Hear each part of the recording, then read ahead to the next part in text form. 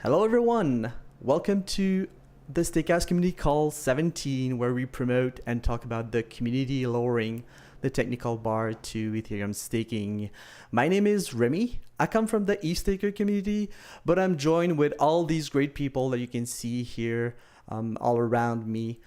First, I'd like to introduce you to James from Prismatic Labs. Hello, James. Hi there.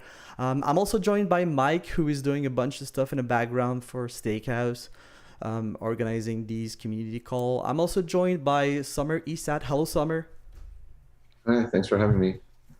And I'm joined by Mick from Prismatic Lab too. Hello, Mick. Hello, thank you for hosting. How are you guys all doing today? We're doing great. The merge is coming. It's finally coming, right? Awesome. Busy getting the work done. So this is a community discussion. Feel free to interrupt whoever is speaking if you have anything to add. If you have any questions on the audience sides, you can type them in the Stakehouse channel on the EveStaker Discord or in the YouTube chat, and we'll try to answer them as they come along. The first point that we want to discuss today is a project called Eve2 Key Manager Frontend, and I'm going to give it to James to talk about this one. So let me just let him share his screen here. Okay. There you go. Okay, great. So I wanted to give some updates in regard to the merge and especially for some of the front end users. So there's this project, ETH2 Key Manager Frontend, that Joachim developed. He works at a Third Web right now, but this was a generic UI that could be used across all the clients. And so it provided a UI interface so that we could achieve some of our client diversity goals and really provide the community a way to use some of the other clients that don't come with a UI. With the merge coming, there's a new API that's being introduced called the Fee Recipient API. And this is the feature that allows stakers to gain the gas rewards when they propose a block. And so currently all of this is sort of in development. For Prism, we actually have this in develop. So I need to update this this repo description, but we now have the remote key manager API in production, and we have this in develop. But on the UI front, we don't actually have a way to set the fee recipient for this generic UI. So this is going to be owned by Dapnode. I think some of you know that team on this chat, but they provide a great way for stakers to sort of get started without having to set up all the software themselves. But if you would like to contribute, this is where I'd like to direct you. I'll briefly show sort of on the Prism UI what this is going to look like, and since this UI is sort of a little bit based on the Prism web UI, maybe someone from the community might be interested in this little project to get the fee recipient features in. So on the Prism UI, upcoming feature will be to edit your fee recipient, and it'll utilize that that API that all client teams will end up supporting. So if we click edit fee recipient, you can provide a fee recipient here. The fee recipient is just an ETH1 address. And then once you agree to that, it should update it. And the next time you propose, it'll go to that fee recipient instead. You could also delete that current fee recipient, and it'll fall back to whatever default fee recipient you have across your validator keys. So that's just something I wanted to briefly bring up. If you're working on your own UI for one of the clients, we'd love to sort of hear about that too. So with that, I guess I'll turn it back to Remy. I think you were also looking for feedback from anyone who's been using the Prism UI, right? Oh yeah, that's right. If you're using the Prism UI while I'm adding this new feature, I'd like to clean up a little bit on the UI side. So if you have any feedback, please reach out. I'll be watching in the ETH Staker Discord. So if you have any feedback, just reach out to me there. Great. So make sure to get in touch with James, like if you are involved in like using this UI, or if you have any ideas on how to make it better, or if you have any issues with the UI there. And it's great to see we have Pablo in the chat in the YouTube chat from DAppNode talking about how they do plan to take over development, but they are accepting all and any contributions from the community. So definitely do get involved as well if you see. Awesome. I think we'll go to Summer. Summer, I think you have some updates with your guides, right? Hey, Remy. Yeah, so I'm working on updates. I think, yeah, there's two things. There are two things that I'm working on right now. And I assume you guys can hear me. Yeah. The first thing is a project that has been ongoing for a little while, and that's the migration guides. And so that was a thing that me and Danny Ryan sort of curated together, and it's an effort just to help folks understand that have used my guides in the past how to migrate from a majority client, Prism, to one of the minority clients. And so that one is going to go through all the different, permutations. So like Prism to Nimbus is done, and then Teku is next, and that's what I'm working on right now. And then I'll follow through with all the other clients.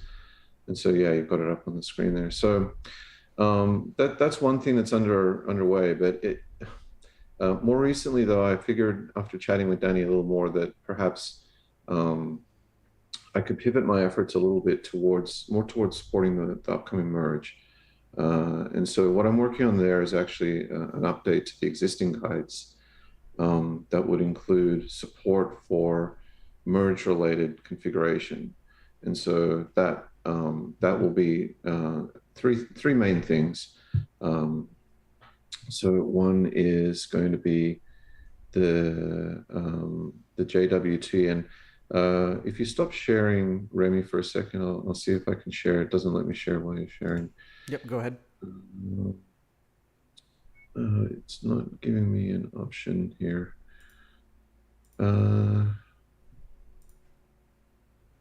Okay, sorry, just give me a second.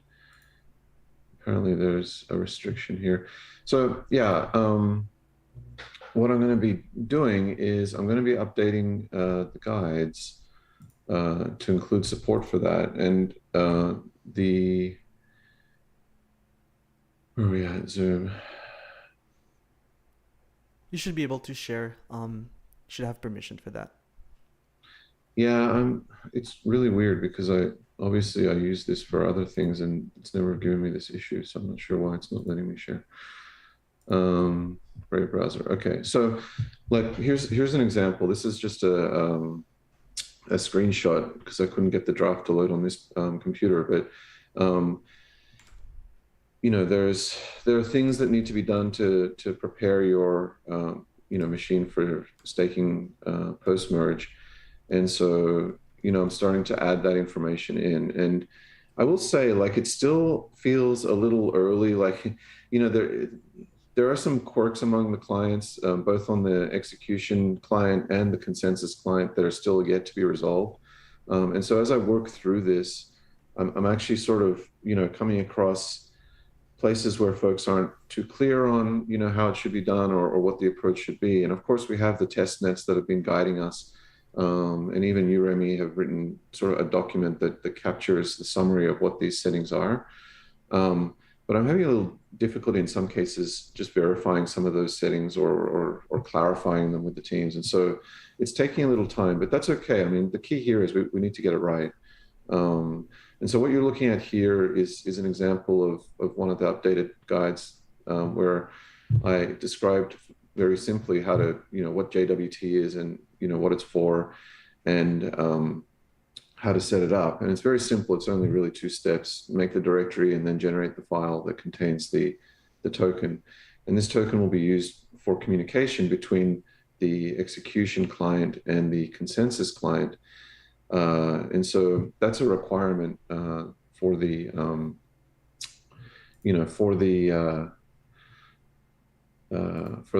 merge. And let me see. And then for this one, I'm going to actually include, because previously my guides included, I'm not sure. Yeah, there you go, updated. Previously, these guides, my guides included support for Geth, but obviously there are at least 4 execution clients that are supported by the, or recommended, I should say, by the Ethereum Foundation. And so those are listed there. And what I've done is provided instructions on how to configure each of them. And so folks can make their own decision about, which execution client they prefer. The details will be in the document, including how to update them. And so the overall effort right now is basically take the existing guide, update it, remove sort of like dated terminology that was sort of done back in November of 2020 before we even launched the beacon chain. And so I'm updating everything in the guide and then adding support for the JWT, adding support for the execution clients, adding support for the consensus client configuration, and then just trying to figure out what I need to tell people is going to be required as we get nearer to the merge. And so I don't think it's going to be a situation where you can just update your staking setup and then do nothing as the merge approaches. I think you'll need to do some preparation, and certainly at minimum you're going to need to have an execution client installed and configured and synced. So that's important if you haven't already done that. And so I'm trying to get these guides out as quickly as possible so folks can see how that is done for the other execution clients beyond Geth, and then apply that setup to their system using my guide. Of course, there are instructions online for each of these things if you'd rather do it yourself. And then provide the updated guide overall that just sort of refreshes things, and it has the updated nomenclature and has the updated configurations for the consensus client as well. Like it's there are 4 of these guides, I guess, for each of the consensus clients, the main consensus clients. I'd like to get Lodestar done as well, and so that one is on the list. And it's just whenever I can find time, I work through it. I work full time as well, so it's a little it can take a little time to get things done. But yeah, I'm working on it. So yeah, that's where I'm at right now. And I'm just trying to be a bit meticulous about it to make sure I don't miss anything. And I've been having conversations with a lot of the folks on the client teams and ETHStaker as well. So yeah, it's fun. We're in an exciting time right now. I think the more time we have to prepare, the more robust these already excellent software will be. And that's that's going to be to the benefit of everyone, right? Like that's really important. And so there are still, bugs being found and things being ironed out and everything else. And that's great. That's exactly what we should be doing. So from my perspective, I'm very excited as I continue to document these things in my guides, just to sort of see some of that evolution as we approach that historic moment. I can't thank you enough for all the work that you've put into those guides. Those guides were how I got started personally, and like how many people got started as well. In regard to the merge, I think it might be hard to help people prepare early with all the quirks that you've been mentioning, and like with all the good intentions that would like to help people be prepared as early as possible. It's likely that like client teams will release a new version closer to the merge, and that people will have to update to that version, or it'll be a good recommendation for people to wait until that version is released before they can prepare full and well enough for that. So maybe like we have some good starting point to guide people around, but maybe if you're a sticker right now, it might be best to wait a little before trying to get prepared for the merge. Yeah, I think that's very reasonable. There will be plenty of warning. Let's say that. The only caveat to that is just it can take time to sync, right? And so, if you are a person that perhaps is using a third-party alternative for your what was called the ETH1 node, which will now be called the execution client, that's definitely something to consider, because it affects things like your hardware decisions. It affects things like your storage, like your disk space and so on. And as well, it will take time to sync that up. So just things to keep in mind. You wouldn't want to wait until the day before or something like that, obviously. But yeah, I don't know. I mean, the client teams are doing a great job. They're wonderful people, and they really work hard to try to make sure that, these advanced pieces of software are, performant and bug-free, and, they adhere to the spec. And so, it's actually a really cool thing to watch these folks in these meetings get together and, like the core devs meetings and so on, and just chat about these things and, share their problems and victories and everything. So it's really awesome to follow along as well. So I do encourage folks to who are interested, at least anyway, to pay attention to that. As they share notes on those. You can even watch the meeting in real time if you really want. And there's a lot of interesting information there. It's really cool to see. I think Mick or James wanted to add something here too. Oh, James, go ahead. I think James was just clapping at so I would say in support. Is that right, James? Yeah, we really appreciate it from the client team's perspective, that there's so much community support behind this. The one note, since I've been working so much on fee recipient, every time I'm on this call, I'm talking about fee recipients. That will probably affect ESAT's guides. I think the fee recipient is one of the things that client teams did not all align on the same structure. So it's just something to keep in mind if you decide to switch from Prism to Lighthouse, or from Lighthouse to Teku. There might be some differences for that, but the fee recipient post-merge, I believe, is pretty important, because who doesn't want the rewards when they get to propose a block? Yeah, totally. So yeah, the merge guides that I'm producing, the first one didn't have it because I wasn't ready. I'm merge. The migration guides that I'm producing that help folks move from one client to another, specifically from Prism to others, because Prism's the majority client at the moment. We'll have. I need to complete the merge guides first, and then I'll complete the migration guides, and then that will include things like fee recipient and other things like that. And so yeah, when the merge guides are done, yeah, of course, all of those things will be detailed for each of the clients, and yeah, they are slightly different too. And from my perspective, I would love if there was greater consistency, but in some ways it's good not to be consistent, because it does mean that there is different thinking behind the implementation, and diversity behind that thinking, as long as it aligns with the spec, is actually important. That's what gives us the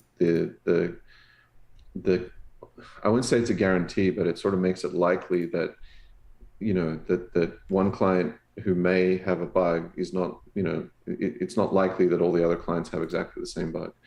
And so that sort of, similar but not the same is kind of important as well. That's some very good points there. So I think we're good to switch to our next item on the agenda, which is going to be the Wago installer. The Wago installer release. So we just had a release for Wago installer, which is a preview. This is not a production ready release, but it's a nice way for people to test and give us feedback on how we can make this a little better, or like if they find any issues with it. I can show you quickly how it looks, how it works. I'll do a quick demo. It's not anything special, but let me just go ahead and share my other screen here. Sure, it's a little special. All right, so I'm sorry, I have to click on a bunch of buttons to share everything I want here.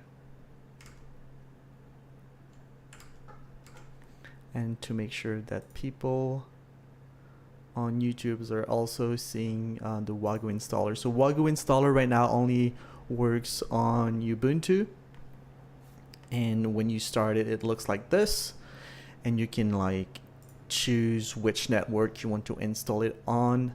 So right now we only support Praetor and mainnet. You should not use mainnet for this release. This is still very early and there might be a lot of issues, but then you select your consensus client. Let's say I want to use Teku. You select your execution client. Let's say I want to use Besu.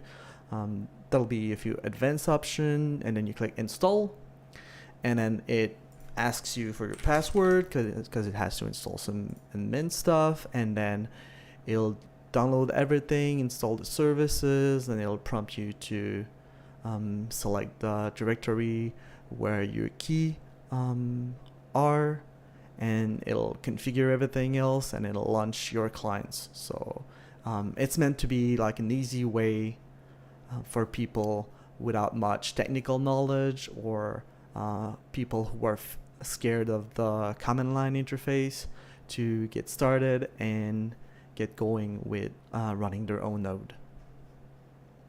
So I'm not gonna sit here and wait until like everything's done, but you can tell by the different step here that we are installing everything, and then eventually we'll be able to run a full node as a validator.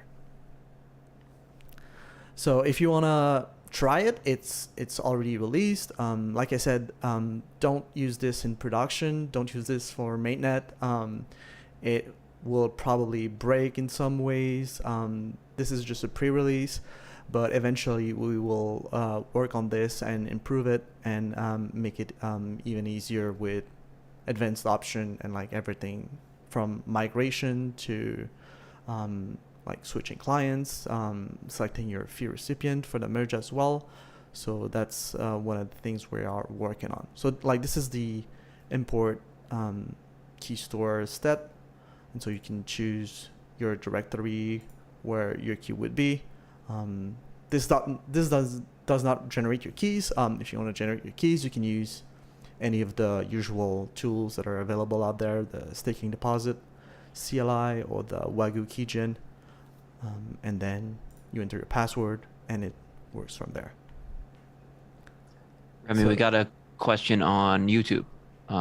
Is the installer going to be available in Snap or Flatpak packages?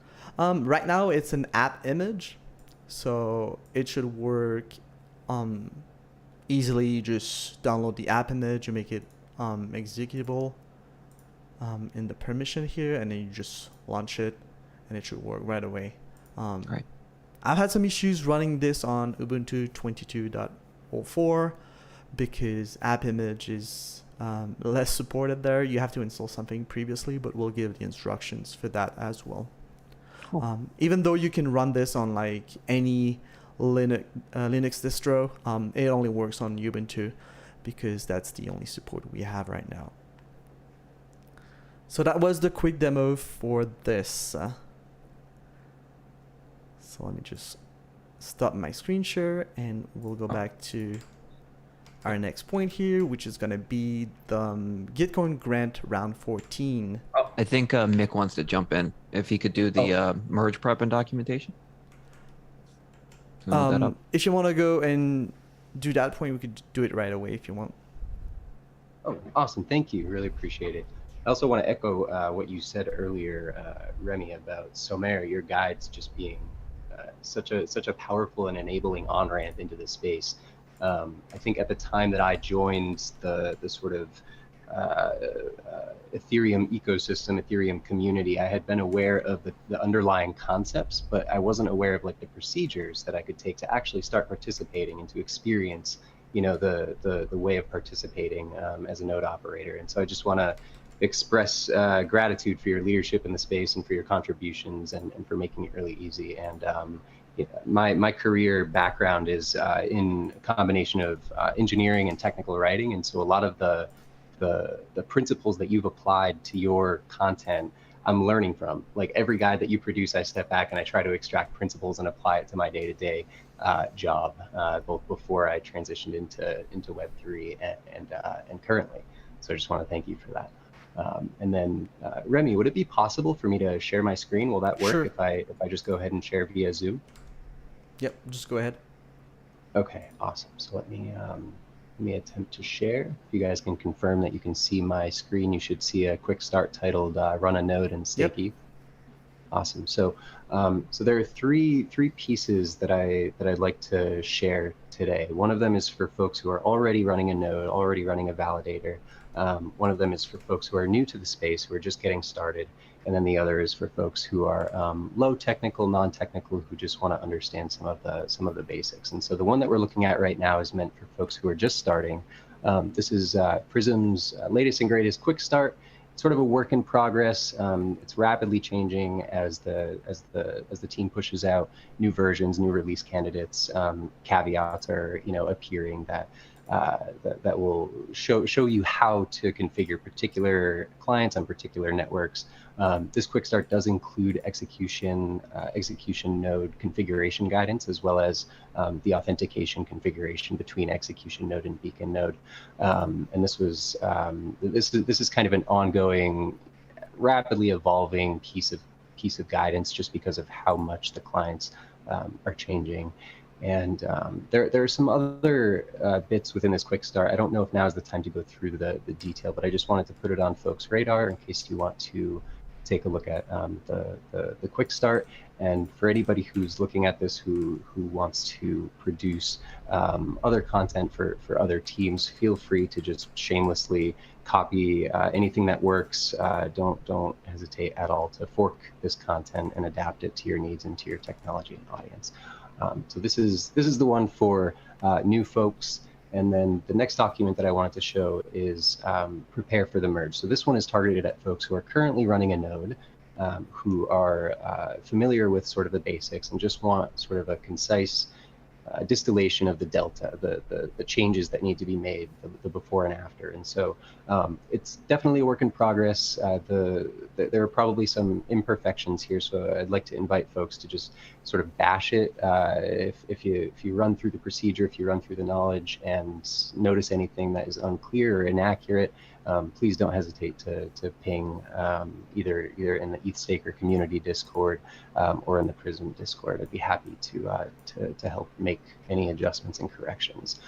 This includes basically three major changes. One of them is creating the JWT token to facilitate the authenticated connection between execution and beacon node. And then for the execution node, the changes that we need to make across networks and execution clients, as well as the similar guidance for beacon node changes that need to be made across each of the networks. And so again, feel free to ping if there are any changes or bugs within these docs that you notice. And then the final thing that I wanted to share is related to Prismatic, the sort of under construction content strategy, and I'll give you a sort of sneak peek into what that looks like. And basically it's drawing a lot from the way that Somer has structured his guides.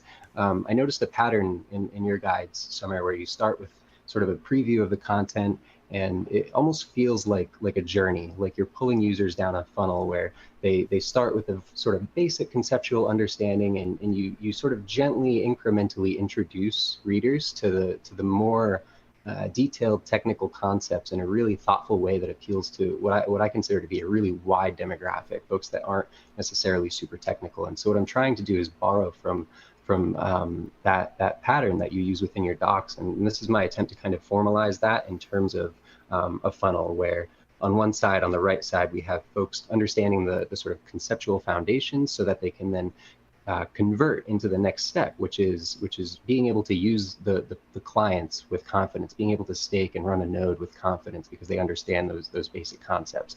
And then on the left side, it's targeted more at developers. So anybody who's listening to this call who wants to contribute code to any of the client teams, this kind of represents visually that flow from like, okay, I understand the basics, I understand how it's actually implemented by client X, client Y, I understand the overall architecture, now I'm ready to contribute. And so the purpose of this thinking is to try and reduce the cost of learning how to contribute and how to use the ecosystem components. And the last thing is basically an instance of trying to apply that thinking. And so this is a new document that was just recently published. So for folks who just want a quick up-to-date refresher on the various networks and the status of the networks and how they relate to the different types of high-level components. So we sort of have, an increasingly, I guess, complicated way of participating in Ethereum as a node runner or as a validator. And so the purpose of this document is to try and explain how those different components relate to each other, how they fit into the different layers of the network and the different networks, how the different networks relate to each other. And so, yeah, that's about it. I just wanted to point some eyeballs at these pieces of content, and I'll figure out how to share links to these either in the Discord or via the YouTube video. So that's all. Thanks for giving me the time, and thank you again, Summer, for the inspiration and for the sort of indirect mentorship. That's great. I really like your conceptual approach there. And as you said, like, it's not enough for us to help people get their software configured properly, but often we have to educate and then try to help people get to know how everything works a little better. All right, so let me go back and share my screen. Since we are talking about the merge prep documentation here, I'm just gonna go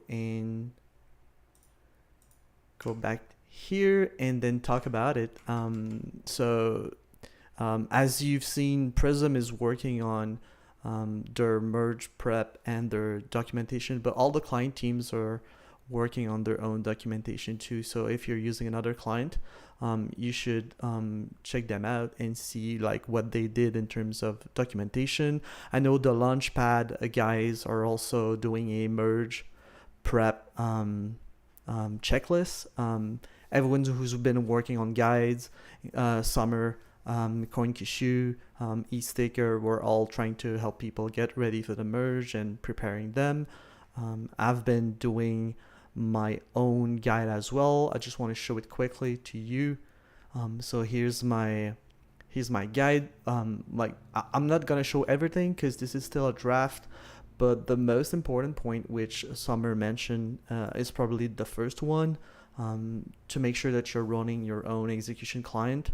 So if you've been relying on public infrastructure like Infura or Alchemy or all of those providers, you should know that you will have to be running your own execution client when the merge come. And so one of the issue with running your own execution client is the time it takes to sync. So it's not instant. It takes actually quite a while for you to sync your own client. It can take hours or even days. So make sure you do that ahead of time and make sure you're configured to run it properly on your own machine. And as I mentioned, Ethereum clients are likely to get a new release, and so you'll have to update your clients as we get closer to the merge. And like if you want to practice and set up everything, including all those other steps, you could take part in the different merge testnet that are happening. So the next one that's going to happen in Sepolia, but that one is permissioned, so you won't be able to run a validator there. But if you want to really try the next big one after that, which is going to be Girly and Prater, you'll be able to do everything and see if you can run your own validator successfully and make it configured well for the merge. So that's pretty much it for the merge prep. I want to go back to the Gitcoin Grant round 14, which was just closed. So as some of you might know, the Gitcoin Grant is a great program for all of these projects to get funding. The latest round, which include matching, was just closed on June 23rd. And so there was this huge 500K matching pool for Ethereum infrastructure round. And so that's one of the ways that people get funding for all of these projects that you see here, and various other Ethereum projects. And so I want to first thank everyone who got involved and donated on the Gitcoin rounds. This is like such a great way for us and everyone involved in helping the Ethereum community get funding and work on these things. There was a lot of criteria to get involved with this round, but there was also a general matching pool. I just want to show you guys some of the projects I'm looking at on Gitcoin, some of these projects that receive fundings and are actually able to get going and develop their own projects. So if you see some of these projects here, like Summer received 23K overall with the Gitcoin, and so I guess that helps you work on these guys. And I know you still have a full-time job, but this is a great way to help if you don't know what you can do. Ethereum on ARM, which is another great project, the Beacon Chain Explorer, and many of the client teams are on Gitcoin. So if you have never seen Gitcoin, if you've never donated, make sure to check it out. It's a great way to help everyone in the community. The last point I wanted to talk about was the testnet updates.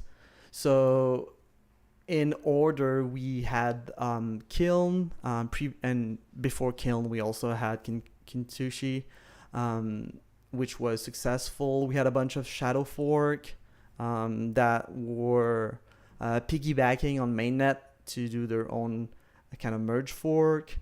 We had Robston on May 30th, which was successful. Some of the issues that we noticed with the Robston merge was with some of the minority execution client. And so I believe many of these issues are already solved. And so that was another great test to find about these and try to resolve them ahead of time. Like, we don't want to have some of these issues happening during mainnet. The next one is going to be Sepolia. The total terminal difficulty was just announced yesterday, I believe. And so the target date for Sepolia is July 6th. And so on July 6th, we'll try to do the merge on Sepolia. Sepolia is not a testnet, as I mentioned just previously, that you can take part in as a validator. It's permissioned, and so you won't be able to run your own validator there. But if you want to run a node, you can still do it. The bigger testnet, which is gonna last for the long term, is going to be Gurley and Prater. And so Gurley and Prater are going to merge eventually a few weeks after Sepolia. And that's where you'll be able to do your final testings before the mainnet merge. And so if you go onto bordel.wtf, you'll see the hash rate that is needed to hit the target total terminal difficulty. And so the Bordel team, I guess, will try to push the hash rate to match this date on July 6th at 14 UTC so that it can actually merge at that time. Maybe it'll be a little earlier, or maybe it'll be a little late, like we saw on Robston, but hopefully it'll be able to reach that date. So you should stay aware and see, like, if it's still successful, if there's any issues, what's happening. I don't expect any major issue, because like we've been doing test nets for the merge for a while now, for actually a few months, and it should be pretty safe to assume there will be nothing major happening there. But it's still a good thing that these things are happening, so that people can still iron out all the minor issues that are remaining. So that's pretty much it for the community call for today. I don't know if you guys had any other questions, or like if you see anything in the chat. But I'd like to thank James, who had to leave. He had another meeting. I'd like to thank you again, Summer, for being part of this community call. And that's pretty much it. Thank you, guys. If you have any questions, make sure to join the ETHStaker Discords. That's where we can help you and support you. But we'll see you next time for the next community call. Thanks, everyone. And we'll see you around. Thanks for